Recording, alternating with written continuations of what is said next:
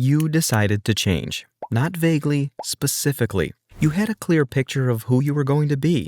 Different morning, different habits, a different way of moving through the day.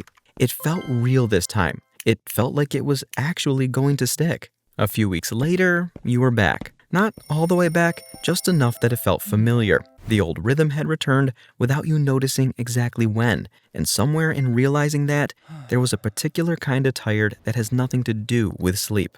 Most people explain this to themselves as weakness, lack of discipline, not wanting it enough.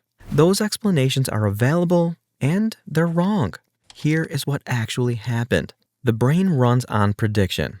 Everything it does, every thought, every reaction, every behavior is built on a model of who you are and what you do. That model didn't form overnight. It took years, thousands of repeated moments that told the brain, this is the pattern, this is what we do here, this is what this person is. When you decided to change, you didn't just change a behavior. You introduced a prediction error into that model. You did something the model didn't expect, and the brain, whose entire job is to maintain a stable, reliable model of you and the world, treated that error the way it treats most errors. It tried to correct it. Not cruelly, not out of sabotage, just because stability is cheaper than rebuilding. The brain is an efficiency machine. Running old patterns costs almost nothing.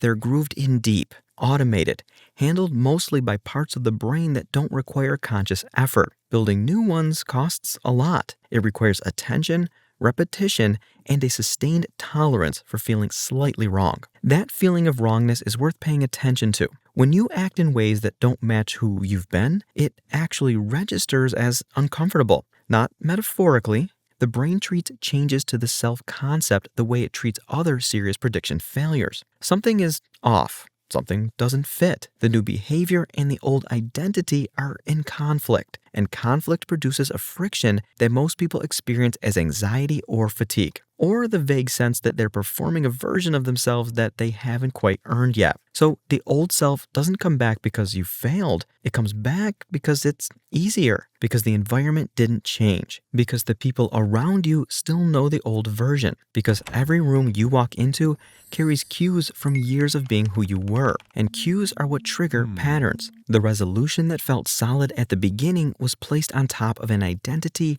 that was still quietly running underneath, still saying in no particular voice that you're the kind of person who eventually comes back to this. And behavior that contradicts a deep identity tends to drift back toward it over time, the way a spring returns to its resting position. This is what identity inertia actually is. Not stubbornness, not self-destruction, just the brain defending a model it spent a long time building, treating the new version of you as an interpretation rather than a replacement. The people who change in ways that actually last tend not to be the ones who tried harder. They're the ones who stayed in the discomfort long enough for the model to update, long enough to accumulate evidence that the new behavior is also who they are. The brain needs repetition before it reclassifies something from exception to identity.